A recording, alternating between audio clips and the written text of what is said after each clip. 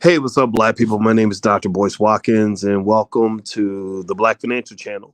Today, I want to talk about the a raisin in the sun. I watched it. Here we are, clan the isms, cataclysm, great. Our people out here struggling, trying to make it in this state. Everybody out here doing it, but we the ones who late. Now family, we the ones who gotta delegate. Get that money in the power, never be fake. Stick to cosign for 3. What did he say? Create jobs, support our own. Educate the same and buy back your home. Got 3 degrees, triple 10. 3 PhDs, now we on the CNN. DBTV, let's talk about negligence. Ignorance is bliss, but we can turn it to intelligence. Believe none of what you hear, half of what you see. Let's break it down here on Dr. Boyce TV. Here we are. Hey, what's going on, guys? Welcome to drboycetv.com, the home for intelligent Black people. I accidentally started the the podcast a little bit before I got a chance to do my intro. But either way, though, I want to say hello to everybody and welcome to the platform, to Keisha and Jordan. And I see Green Sky. Green Sky is my wife, my lovely, beautiful, wonderful wife. And I am Legend. Hello to everybody. I hope you guys are doing well. Put your hashtag B1 in the chat. If you are B1 and you're proud to be Black, put a hashtag B in the number 1 in the chat. Now, let me ask you guys a yes or no question. How many of y'all saw Raisin in the Sun with Diddy and Phylicia Rashad and Audrey McDonald and Sanaa Lathan? Did anybody else see Raisin in the Sun? Give me a yes or no in the chat. I watched it tonight. I came to Louisville. I'm on my way to the All Black National Convention, and I'm stopping through Louisville to pick up my mama, and because a good son.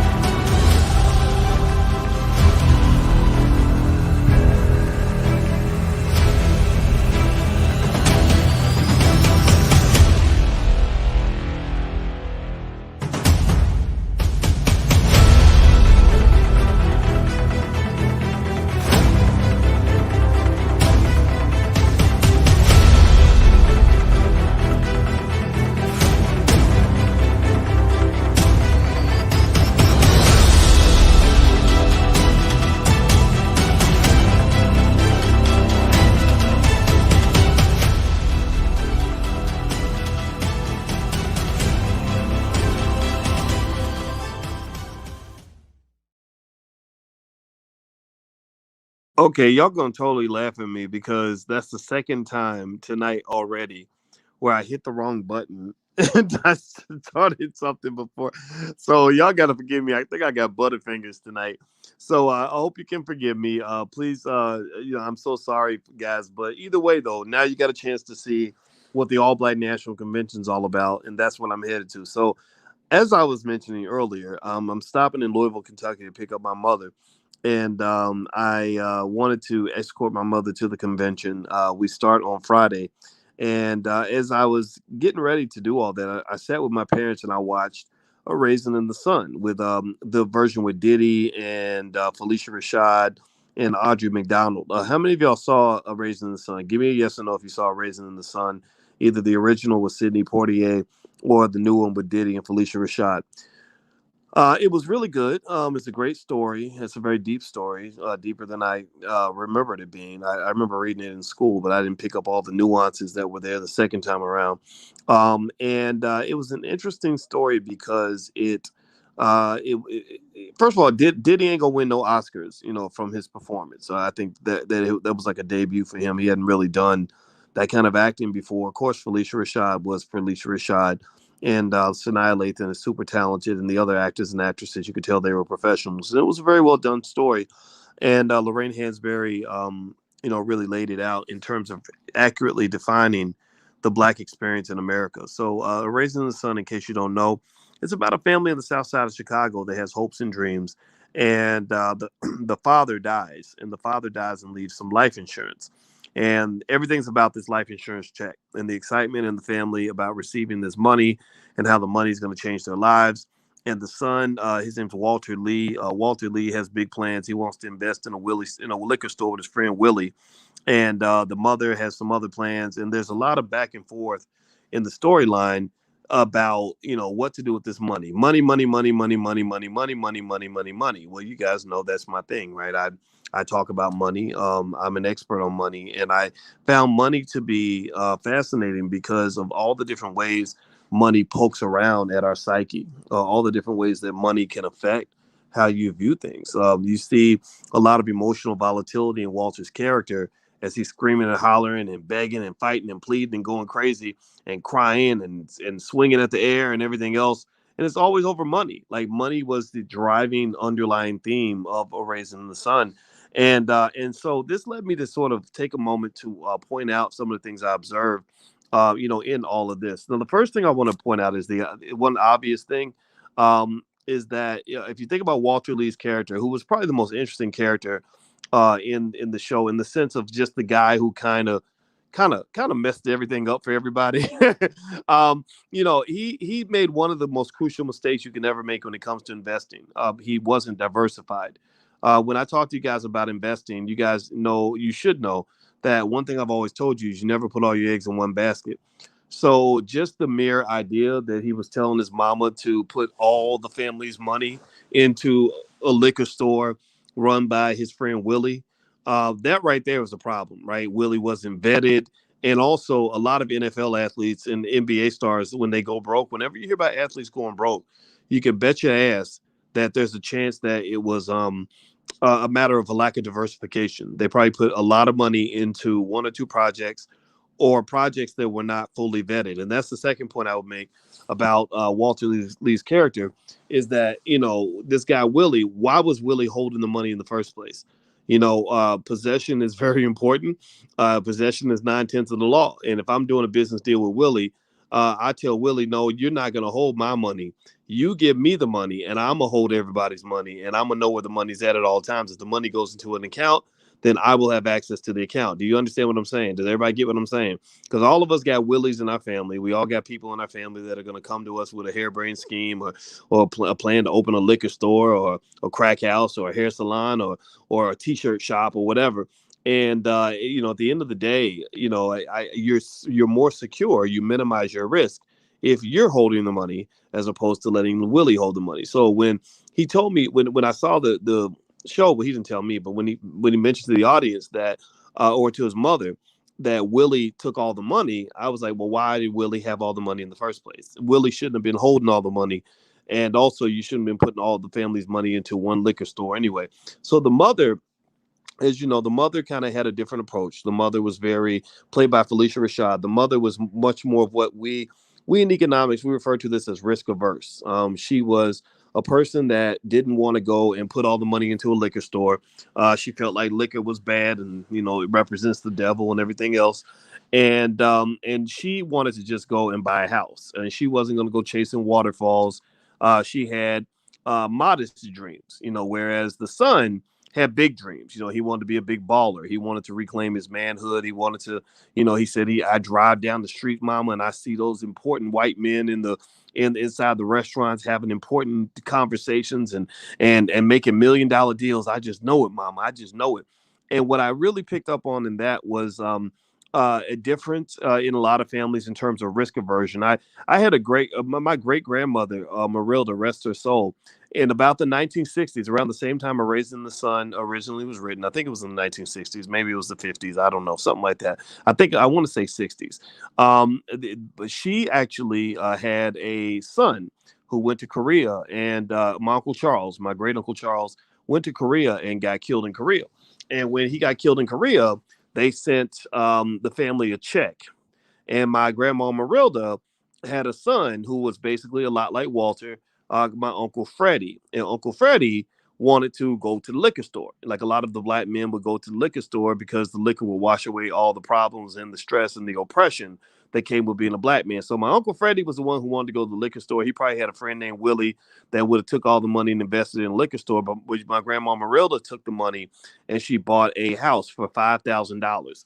And I remember going to this house when I was a little kid, and that house is still in our family to this day. I think it's probably worth about $200,000 now, and the family still uses it for rental property. And my grandmother used that money in the 1960s to buy that house for $5,000 years ago, right? So this Raising the Sun story is just really familiar. It just really kind of reflected a lot of what happens in a lot of our families, where there's a lot of stress over money, a lot of conversations over money, a lot of discussion about what to do with money. Now, also, my grandma Marilda kind of reflected a lot of what Phylicia Rashad's character carried emotionally when it came to money. Money's very, very emotional. It's very emotional. If you don't believe me, look at how many people get killed over money. Look at how many people will do terrible things to get money. Look at how many people damn near become suicidal because the money's not right. Look at how many divorces occur over money.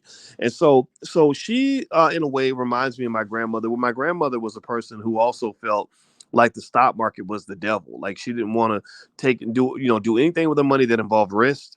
She was okay with having her two birds in the bush. She didn't, or her two birds in the hand, or her bird in the hand. She didn't need 10 birds in the bush. Whereas Willie or Walter, I'm getting the names mixed up. Maybe it's because I'm sleepy. But Walter kind of saw the big dream, right? He had the big dream, and because he couldn't get access to the money, it frustrated him because he didn't have the big dream. And the other interesting thing about Walter's character in terms of how he sort of constantly was in this sort of big ball of frustration over his oppression is that it makes me think about capitalism, right? Capitalism, unfortunately, the darker side of capitalism, when you're watching everybody else have more than what you have, right? He was seeing guys driving nicer cars. He saw men getting respect. He saw people, buying fancy stuff, putting pearls in their wife's neck. And what that did was that made him want the material things so bad that he couldn't see the value in the things he had around him. He didn't see the value in his beautiful wife. He didn't see the value of his son. He didn't see the value of having a good family. He only saw the material stuff, right? It kind of almost drove him crazy, almost like a drug. So to some extent, Walter's character was almost like a financial addict, right? He was behaving like an addict. When addicts, when if you think about an addiction, people that are addicted to something, when they have access to the drug, they're really happy. So when Walter got access to the money, he was singing in the rain and jumping up and down and acting like a crazy crackhead. But when he couldn't get the money, he was pissed off. He was depressed. All the things that a drug addict does when the drug addict can't get the drug, he was doing all those things, right? So to some extent, capitalism in its worst form, if you're not very careful, it creates a lot of what I would refer to as financial drug addicts, where you literally start acting just insane over money. You do terrible things to get it. You want to be around people who have it. You feel like you need it to maintain a lifestyle, and that's what I picked up on in Raising the Sun. Also, let me see here. The last piece I'll just point out real quick is that I think that this also makes you think about Dr. Claude Anderson's work and the conversations about reparations. So this story took place in the South Side of Chicago, and this happened all over the United States, where Black people have been historically denied access to capital, access to financial resources, blocked out of all kinds of economic opportunities. And so when you have the reparations fight sort of happening on Capitol Hill, this story captures a lot of that. Black people being kept out of certain neighborhoods, being kept out of certain professions, being kept out of certain economic opportunities. And what that kind of did, unfortunately, is that it also sort of created a type of struggle, particularly for the men, where the men didn't feel like men, and I think that Walter kind of exemplifies that. Like, I feel like Walter's character is the kind of person that we all have in our family, and it's very sad and unfortunate, which is why the reparations conversation, in my view, needs to be at the top of the list in terms of things that we talk to politicians about. If a politician wants my vote and you ain't talking about reparations, then I'm not going to talk to you. Also, the other thing politicians need to talk about is access to capital. Because if Walter had access to capital, he wouldn't need to use Big Mama's money to start the liquor store with Willie. If Walter had access to capital, like white folks have, he could have went to the bank. And then Willie would have ran off with the bank's money, not with his mama's money. So because Walter didn't have access to capital, his mama had to be the bank. And his mama can't afford to be the bank. Right? Do you follow what I'm saying? Right? So when people are talking about politics and they get caught up in, Black Lives Matter and all this other nonsense, all this symbolic crap, I don't want to hear about any of that crap. I want to talk about the damn money. Tell me where the money's at, and then maybe I'll vote for you. If you can't talk about the money and the things that people like Dr. Claude Anderson talk about, then to me, you're not doing anything good for black people. Because if you know Raising the Sun, if you saw that movie, you will know Raising the Sun was all about wealth, money, and access to capital. Period. That's it. If Walter had access to capital, if he could have got a bank loan like all the white people do, then Walter wouldn't have had to go to his mama and have her put all the family money on the line to start the family business. They could have risked the bank's money, and then they would have been able to declare bankruptcy on the business, and the family wealth would have been protected. So a lot of people think that starting businesses requires you to do that, to take your whole life savings and pour it all into one thing. And that's absolutely the worst way to go to approach a business, because a lot of businesses fail. And just because a business fails, it doesn't mean you're a failure. Businesses fail. Successful people have failed businesses all the time. Now, I don't know if y'all know this, but Jeff Bezos, who created Amazon, one of the richest men on the planet, he used to be number one. Now he's number two. Jeff Bezos, his first venture before Amazon failed. It was called Z Books or something crazy. I forgot what he called Z something. The letter Z was in it, and it failed. It completely failed. So here's this guy who has all this business genius, all this business acumen, and he had access to capital, and he failed. So at the end of the day, Raising the Sun was kind of just a sad reflection of this black experience that has occurred, and there are a couple of areas where we're severely misled. We think that equality is all about getting white people to treat you nice. We think it's all about these civil rights bills and anti-lynching bills and all this other nonsense. No, it's about access to capital, man. Like that's literally what it comes down to. And until you start focusing on that issue, on that sole core issue, why can't black businesses get loans? Why does Walter got to borrow money from his mama to start the business? Why can't he get it from a bank? Then you're always going to have the same problem. I see white folks in Silicon Valley getting like $50 million to start their business and haven't even made a penny in profit yet. And I see black business owners out here hustling, making hundreds of thousands of dollars a year, got all their money in Bank of America, and Bank of America still won't give them a loan. Right? Like this is slowing down the growth of the black economy. So those are my thoughts on this movie. I wanted to share it with you so you can kind of see that there are financial lessons everywhere, and most financial lessons are pretty emotional. They're not just a matter of the X's and O's of finance and where to invest your money, what stocks to buy. There's a lot of other stuff happening here that's much deeper than just your return on investment. So, by the way, I found this old picture. I want to show y'all something real quick. If you want to get a little kick out of what being married to a great black woman did for me, let me show y'all something. This is two pictures of me. This is a picture of me in 2016, and another one of me in 2021. And what is fascinating about that picture to me is that I did not know that my head was that fat. It's like my head lost weight. How does your head lose weight? Like, what is that shit? Like, what is going on? Why is my head bigger in 2016 than it was in 2021? Anyway, I owe it to my wife. She pushes me to get out and run, and I hate it every time, and it sucks. But I appreciate her because it makes me better, and it's an area where I have really seen some progress in my life. So I just have to give a shout out to the great black women who make their men better. Just be patient with us and work with us though. Like, don't push too hard, but that little nudge, sometimes having somebody that nudges you can actually improve your life. All right, guys. So I'm gonna bounce on out of here. Don't forget, this week we have the All Black National Convention. A lot of great people are going to be there. And we have 61 speakers, and it starts on Friday. and it goes all the way through the entire weekend. So if you'd like to take a look, and we're even doing speed dating this year. You guys probably know this by now, but in case you don't know now, you know. And if you want to learn more, you want to get a virtual ticket, or if you still want to come down to Orlando, tickets to Orlando are not that expensive. Get a group of people, hop in the car, drive on down. It'll be a nice, fun trip. It's a beautiful place. Just go to allblacknationalconvention.com. You can get your passes, and you can learn more. You can see the itinerary, and we're just doing everything. We're having a B1 gala. We're having a backyard barbecue. We're doing an award show. We're going to give the Lifetime Achievement Award to Dr. Claude Anderson. I'm just go ahead and announce that. We're also giving awards for the Black Business of the Year, Man of the Year, Woman of the Year, Black Youth Leader of the Year, etc. So if you are interested in coming to the convention, just go to allblacknationalconvention.com. We're doing it big, and we're doing it independent. No corporate sponsors, none of that stuff. This is for the community, and that's why we get to invite.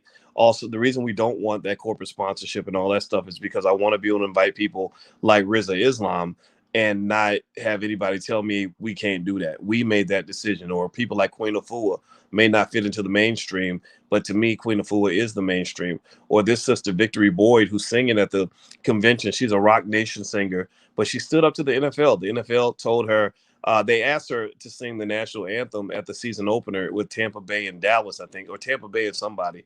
And she didn't want to get the jab. And she told them, no, thank you, and turned down a lot of money and didn't even blink. So these are the types of people that I think are worthy of being a part of what we're doing. We need people with courage. We need people with dignity. We need people that have pride. We need people that want to be Black. We want winners. I want winners in the community, and I know we got a lot of winners out here. So if you're a winner and that's how you think, and you're B1, then this is a place for you. This is literally the gathering spot of the B1 ideology. So I hope you'll join us. We start Friday. We go all the way through Monday. You can go to allblacknationalconvention.com. So anyway, guys, I'm out of here. Sorry about the mess up at the beginning. I think I'm just a little bit tired, but I said I got to talk to my people. I saw this thing on Raisin the Sun. I said, my Lord, this was a finance class. Like literally, I could teach so many financial concepts just from that movie alone, and I don't even know if I covered half of all the things that went through my brain. So take care, everybody. Love you. Hit the thumbs up button on your way out if you haven't done it yet. And Ronnie says the original was better. I love this one too. Yeah. Well, the original. The original has Sidney Poitier, and I didn't know if y'all knew this, but I think Danny Glover actually did one too. I saw one where Danny Glover, I think that's Danny Glover. Isn't that Danny Glover? Looking all desperate, looking like Willie. Yeah. So Danny Glover did one too. So shout out to Danny Glover. That's another strong Black man. I think Hollywood blackballed the hell out of him. But he was a great actor when they actually let him actually work. So anyway, I'm out of here, guys. Oh, I guess is that Denzel? Did Denzel also do Raisin the Sun? Okay, so I guess a lot of great actors have done it. All right, so have a good night, everybody. God bless you, love you, and I'll talk to you soon. And LaShawn, I see you said you plan to attend virtually. I'll see you at the convention, sister. And Terrence says we're flying out Thursday. Super excited. Can't wait to see you, Terrence. Come up and introduce yourself, and I will shake everybody's hand at the convention. I will have my hand sanitizer on deck, but I look forward to meeting everybody there. So take care. God bless you, love you, and I'll talk to you all soon. Take care. Peace.